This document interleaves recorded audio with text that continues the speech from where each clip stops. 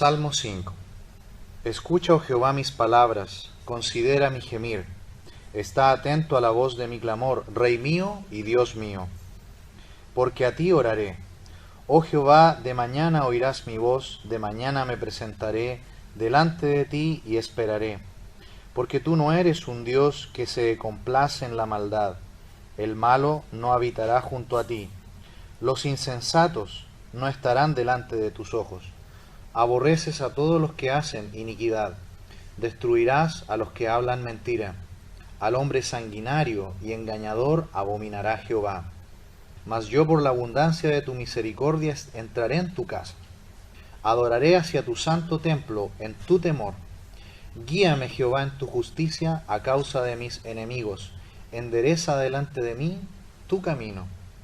Porque en la boca de ellos no hay sinceridad. Sus entrañas son maldad. Sepulcro abierto es su garganta, con su lengua hablan lisonjas. Castígalos, oh Dios, caigan por sus mismos consejos. Por la multitud de sus transgresiones, échalos fuera, porque se rebelaron contra ti. Pero alégrense todos los que en ti confían, den voces de júbilo para siempre, porque tú los defiendes. En ti se regocijen los que aman tu nombre, porque tú, oh Jehová, bendecirás al justo, como con un escudo lo rodearás de tu favor. Bien, en esta noche vamos a ver que la comunión es requisito para la adoración a Dios. La comunión es requisito para la adoración a Dios. Es importante observar que aquí en los Salmos, incluso los subtítulos que aparecen allí, aparecen en el texto hebreo original. Por lo tanto, usualmente el subtítulo es el versículo 1 en la Biblia hebrea, pero en nuestra Biblia debiera ser así también. Sin embargo, lo dejan como una especie de subtítulo. Aquí en el Salmo 5 dice: al músico principal sobre Neilot, Salmo de David. En el Salmo 4, recuerdan que era sobre Nehinot. Eso significa que este es un salmo que se cantaba en base a música con instrumentos de cuerdas. Eso significa Nehinot. Pero aquí en el Salmo 5 dice Neilot.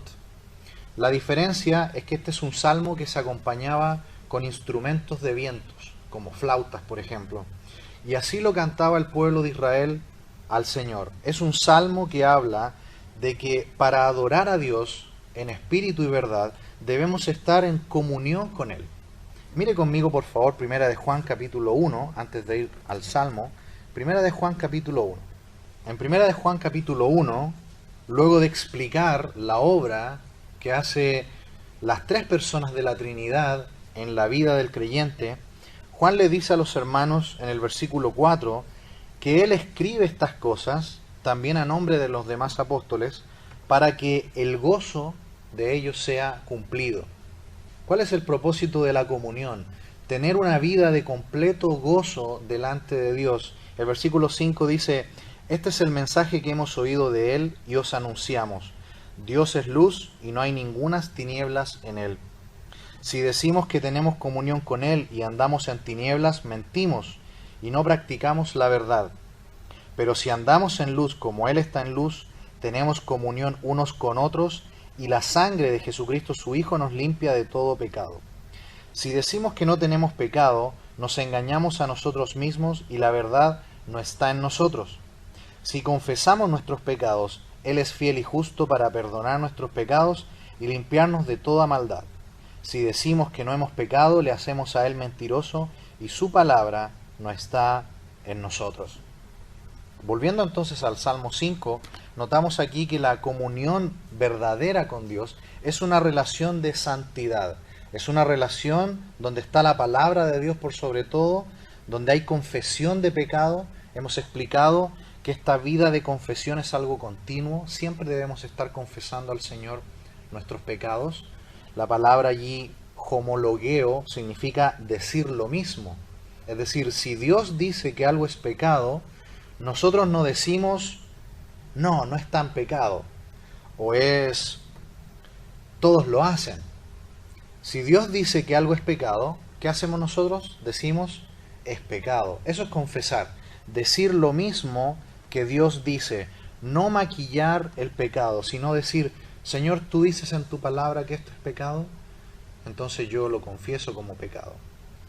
Y así es la vida del creyente, una constante lucha de crecer y luchar, confesando nuestros pecados, cuidando nuestra comunión con Él. Por eso que el versículo 1 aquí dice, escucha, oh Jehová, mis palabras, considera mi gemir. Aquí David le está pidiendo a Dios que guíe sus palabras y su gemir. Gemir es la máxima expresión de necesidad del ser humano. Y este gemir, cuando nosotros estamos en una oración al Señor, donde estamos en una máxima expresión de nuestra necesidad de Él, esa es una guía que solamente hace el Espíritu Santo. Mire conmigo, por favor, si una vez más volvemos al Nuevo Testamento, Romanos capítulo 8, versículo 22. Aquí veremos que este gemir es algo que solamente un verdadero creyente puede tener.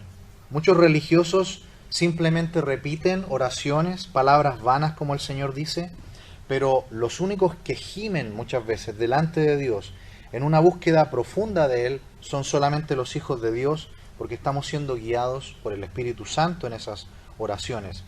Dice el versículo 22, 8, porque sabemos que toda la creación gime a una y aún está con dolores de parto hasta ahora. Y no solo ella, sino que también, ¿quiénes? Nosotros mismos, que tenemos las primicias del Espíritu. Nosotros también gemimos dentro de nosotros mismos, esperando la adopción, la redención de nuestro cuerpo. No perdamos allí Romanos 8, se nos dice que el Espíritu Santo gime dentro de nosotros en esa búsqueda, en esa necesidad profunda que tenemos del Señor, y por eso es que nosotros también gemimos por Él y le buscamos en profunda necesidad. Por la presencia entonces de Dios en nosotros es que el creyente busca con tal deseo y con tan intensidad al Señor. Eso es una prueba de que Dios, el Espíritu Santo, mora en nosotros. Aquí mismo en Romanos 8, mira ahora el versículo 26. Y de igual manera, el Espíritu nos ayuda en nuestra debilidad. Pues, ¿qué hemos de pedir como conviene? No lo sabemos. Pero el Espíritu mismo intercede por nosotros con gemidos indecibles. Mas el que escudriña los corazones sabe cuál es la intención del Espíritu, porque conforme a la voluntad de Dios, intercede por los santos. Así como el Señor Jesús entonces enseñó que debemos orar a Dios el Padre. Recuerdan que Él dijo, cuando oren, oraréis así, Padre nuestro. La oración va dirigida al Padre, en el nombre del Hijo. El Señor dijo, y todo lo que pidiereis al Padre, en mi nombre os lo daré. La pregunta es ahora, ¿quién guía las palabras cuando nosotros oramos? ¿Quién guía la intensidad y los temas cuando nosotros oramos? Aquí se nos dice que es el Espíritu Santo. Nota usted que siempre, en todo el obrar divino, las tres personas de la Trinidad siempre están trabajando juntas. Siempre una está haciendo algo y la otra y la otra. La oración va al Padre en el nombre del Hijo y es el Espíritu Santo el motor que mueve las palabras y los temas que usamos en la oración. Muchas veces comenzamos a orar sin saber lo que vamos a orar. Y el Espíritu Santo es el que guía y escudriña los corazones, abre, conmueve y nos guía para orar al Señor lo que finalmente Él quiere que pidamos. E incluso, como dice aquí David en el Salmo 5, nos guía incluso a gemir por Él. Ahí en Romanos 8 que acabamos de leer, dice que el Espíritu Santo intercede en nuestras oraciones con gemidos indecibles. Volviendo entonces al Salmo, el versículo 2 dice, está atento a la voz de mi clamor, Rey mío y Dios mío, porque a ti oraré. Está atento a la voz de mi clamor, Rey mío y Dios mío. Aquí nosotros podemos notar algunas diferencias, ¿no?, que tenemos con David.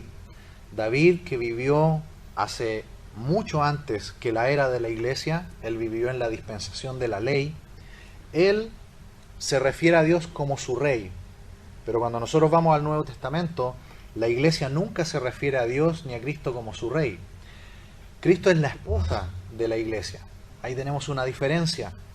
Y usted va a notar que nosotros como Iglesia de Cristo tenemos incluso una posición más privilegiada, incluso más cercana que la que pudo haber tenido David mismo.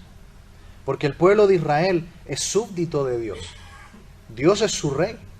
El Señor Jesucristo será el rey de Israel. Pero de nosotros no es lo mismo. Cristo es la esposa de la iglesia. Nota usted que la relación que nosotros tenemos con Él es incluso superior y de mayor privilegio que la del pueblo de Israel. Nosotros decimos a nuestro Señor Jesucristo justamente así: Él es nuestro Señor, Él es nuestro dueño, Él es nuestro esposo. Por eso que el apóstol Juan, en primera de Juan 5:15, dice: y si sabemos que Él nos oye en cualquiera cosa que le pidamos, sabemos que tenemos las peticiones que le hayamos hecho. Nosotros, como la esposa de Cristo, estamos seguros de que Él nos oye. Dice ahí David también: porque a ti oraré. La obra de Dios en el creyente, ¿qué hace? Nos guía a buscarle a Él en oración, para hallar la sabiduría necesaria para enfrentar cualquiera sean las circunstancias y situaciones de nuestra vida actual. Versículo 3. Oh Jehová, de mañana oirás mi voz, de mañana me presentaré delante de ti y esperaré. Este es un versículo quizá el más conocido, ¿no?, del Salmo 5. Al llamarlo con su nombre sagrado, oh Jehová, indica el gran respeto y la reverencia que David siente hacia Dios. David no se refiere a Dios como el genio de la lámpara mágica, al cual muchas veces vamos solamente cuando estamos en problemas. Para David, la oración y su tiempo personal con Dios no es un pastel de ocasiones especiales, es su pan diario. Buscar al Señor con respeto, con reverencia, y dice allí de mañana. Eso indica la prioridad de Dios. Lo primero y lo más importante. Cuando David piensa en la mañana al despertar, en lo primero que él piensa no es en sus quehaceres que va a tener en el día, no es revisar la agenda para ver cuáles son sus planes personales. Lo primero que David hace como un verdadero adorador que busca a Dios en la comunión con Dios es presentarse delante de Él.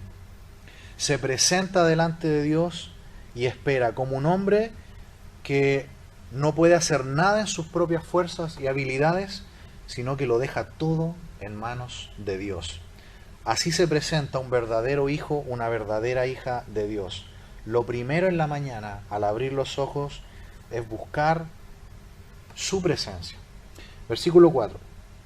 Porque tú no eres un Dios que se complace en la maldad, el malo no habitará junto a ti. De repente hace un contraste y va hacia sus enemigos. David, como siempre, está pasando situaciones de necesidad. Muy probablemente en su quehacer como rey, él está pasando por amenazas, por reinos que lo quieren invadir. Recordemos que el pueblo de Israel en el tiempo de David tuvieron muchas guerras, tuvieron enfrentamientos, y él va hacia los malos y dice: Dios no se complace en los malos ni en la maldad.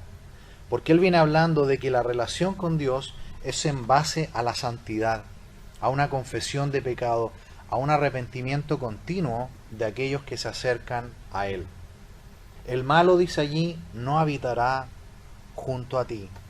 Los malos, es decir, los que continuamente hacen el mal, mostrando así su condición de incrédulos, no gustan, no disfrutan de la comunión con Dios. Es un privilegio que lo tienen solamente los hijos de Dios y que lo demuestran en que al tener comunión con Dios, le buscan día a día.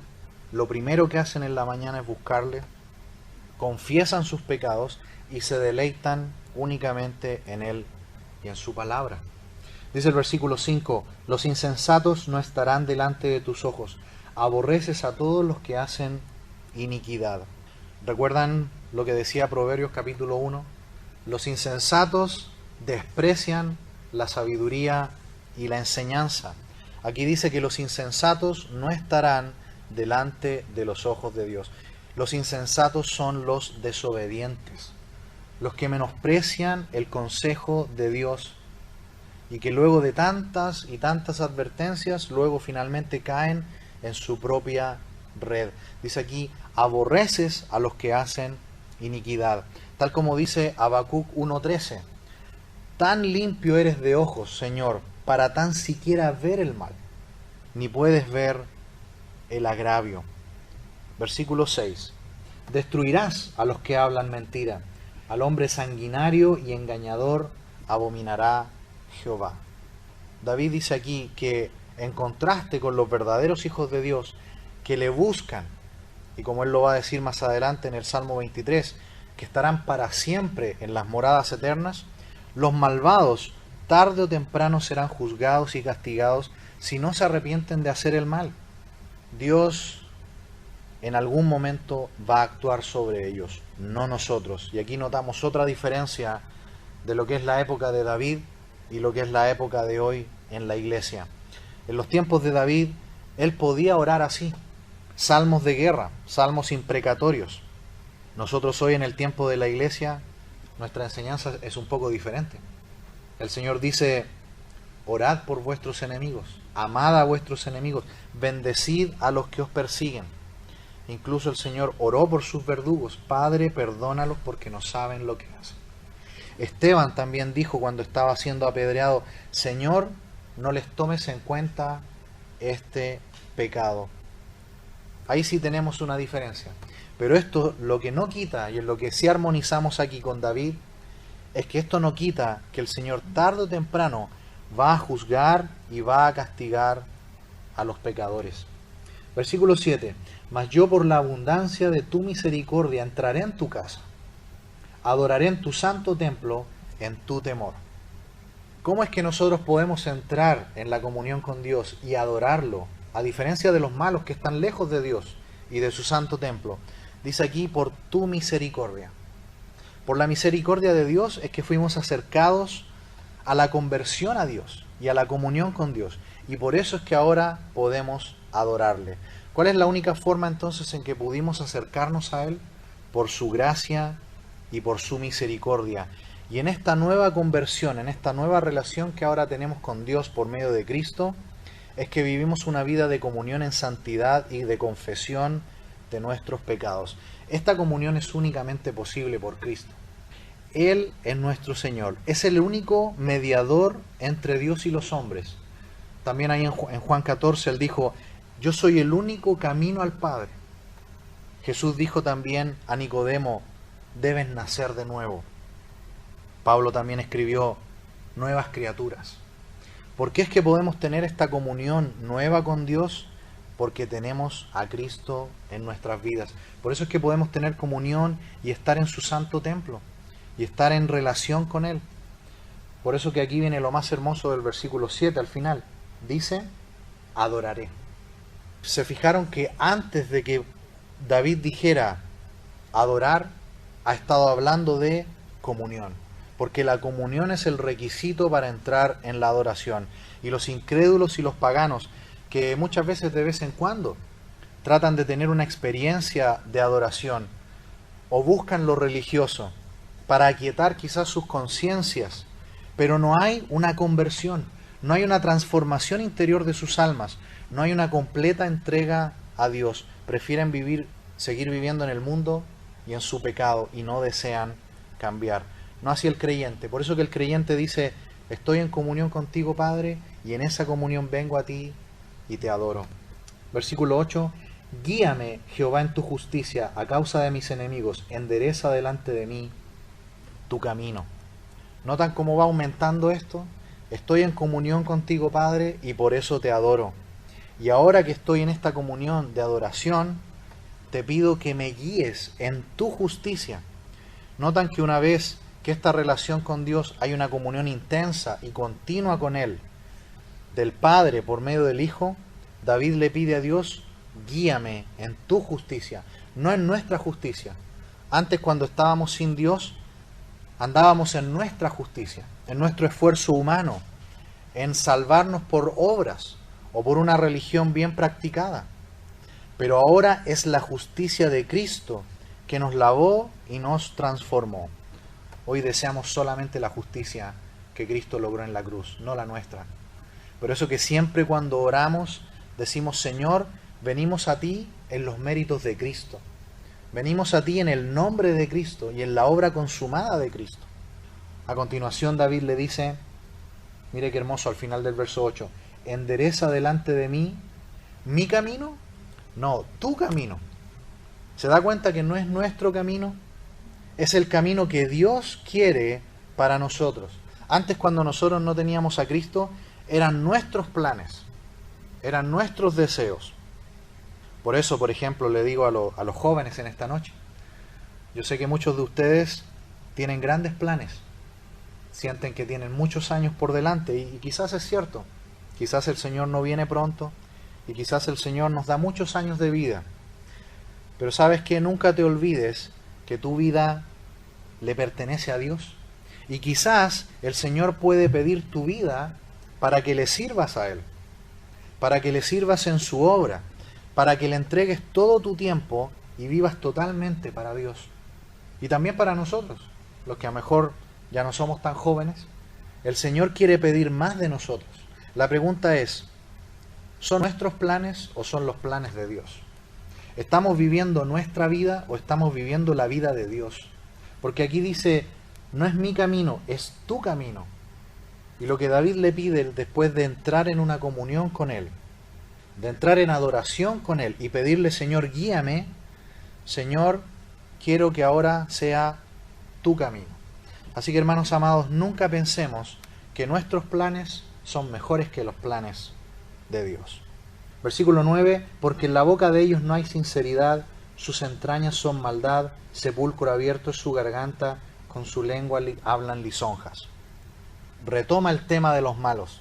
Sus vidas son el mal, su interior está podrido. Por eso que David dice, su boca y su garganta expelen maldad.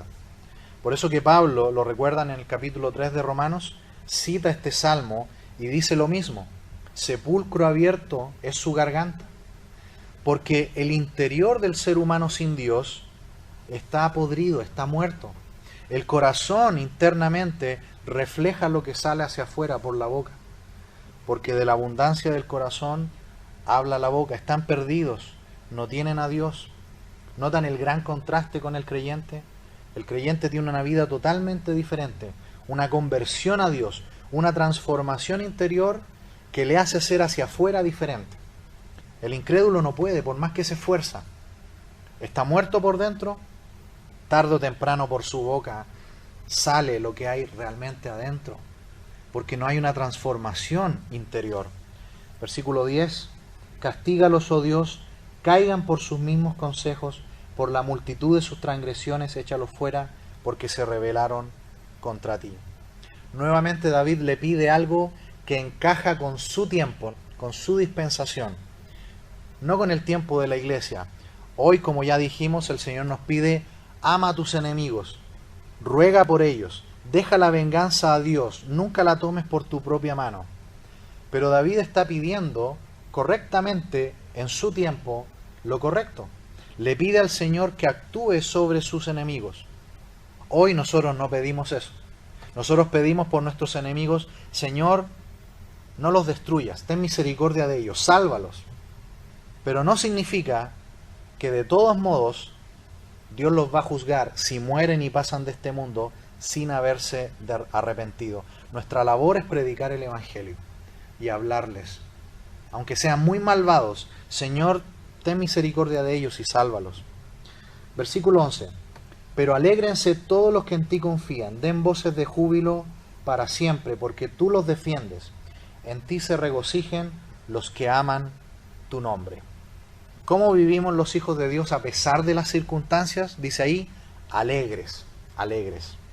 Porque el gozo bíblico no depende de lo externo, como no depende de lo externo el agradar a Dios. Recuerdan que ya no es nuestra justicia, es la justicia de Cristo. Es algo interno ahora. Es una transformación interna. El gozo verdadero, el gozo bíblico de Dios es posible porque Él ahora vive dentro de nosotros. Allí en el Salmo 16, verso 11, dice, me mostrarás la senda de la vida. En tu presencia hay plenitud de gozo, delicias a tu diestra para siempre. Si hay algo más que David no compartía con nosotros, es la presencia permanente de Dios en el creyente. Creemos que en la antigua dispensación de la ley y en las anteriores a la iglesia, el Espíritu Santo no moraba permanentemente en los creyentes. De hecho, a veces se nos dice que el Espíritu de Jehová se alejaba de algunos cuando se alejaban de Dios. Pero ¿cómo ocurre ahora en la iglesia? El Espíritu Santo viene y ahora hace templo en nosotros. David lo único que podía decir: cuando estoy en tu presencia, tengo plenitud de gozo. Y ahora Dios, ¿dónde vive? Dentro de nosotros. Por lo tanto, podemos tener un gozo a pesar de lo que ocurra afuera, a pesar de lo que le ocurra a nuestra salud, a pesar de lo que ocurra en nuestra familia, en nuestro país, en nuestro alrededor. Sí, porque la presencia de Dios mora en nosotros. Por eso que podemos tener gozo a pesar de lo que esté pasando y de las circunstancias. Porque tú los defiendes, dice ahí el Salmo 5. Defendernos a nosotros mismos puede ser perjudicial, puede producir grandes conflictos. Debemos dar lugar a Dios cuando nosotros no podemos. Dios sabe actuar mejor que nosotros. Dice ahí también el versículo 11, los que aman tu nombre. ¿Qué es amar en la Biblia? Amar es obedecer. La verdadera demostración de que le amamos no es decirle expresando grandes emociones. El verdadero amor a Dios es la obediencia. En Juan 14 Jesús dijo: el que me ama, verso 23, mi palabra guardará y mi Padre le amará, y vendremos a él y haremos morada con él. El que no me ama no guarda mis palabras, y la palabra que habéis oído no es mía, sino del Padre que me envió. Jesús también ahí en Juan 14:15 dijo: si me amáis, guardad mis mandamientos. Juan 8:31 también Jesús dijo: si vosotros permanecéis en mi palabra, seréis verdaderamente mis discípulos. Los verdaderos hijos de Dios en comunión adoran a Dios y le aman verdaderamente por la obediencia. Termina el Salmo en el verso 12 diciendo: porque tú, oh Jehová, bendecirás al justo, como con un escudo lo rodearás de tu favor. Qué hermoso, ¿no? Tú, Jehová, bendecirás al justo. ¿Somos justos por nuestra propia justicia? No, porque no somos santos, ni perfectos, ni inocentes. Nosotros fuimos declarados justos, que es diferente. Fuimos, según el término que usa Pablo en Romanos, justificados, es decir, declarados no culpables, porque nosotros éramos culpables, no éramos inocentes. Lo que pasa es que otro pagó nuestra culpa, nuestro Señor Jesucristo. Por lo tanto, nosotros fuimos declarados justos por la justicia de Cristo, porque cuando creímos en Cristo, la justicia de Cristo nos lavó y nos vestimos de la justicia de Cristo. Y aquí, de manera muy bella, David dice que hemos sido bendecidos por ser justos. Y como un escudo hemos sido rodeados a nuestro alrededor. El escudo siempre es Dios por su pueblo. Y en el Nuevo Testamento el escudo es la fe. El escudo es la fe.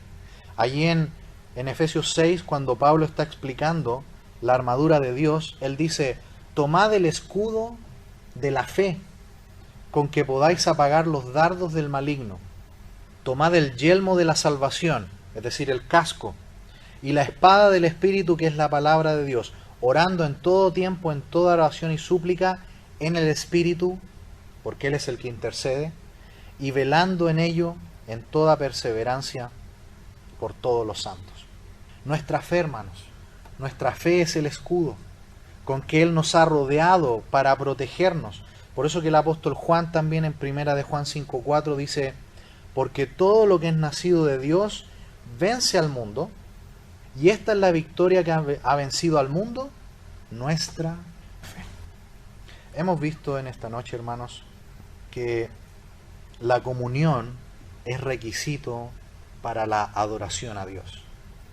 Solamente vamos a adorar a Dios verdaderamente en espíritu y en verdad si estamos en comunión con Él. Todo lo que obstaculiza la comunión es básicamente nuestro propio yo y nuestro pecado. Pero gracias al Señor que tenemos la confesión de nuestros pecados, su palabra y la oración, para despejar todo esto y vivir en plena comunión con Él y adorarle cada día. Vamos a orar.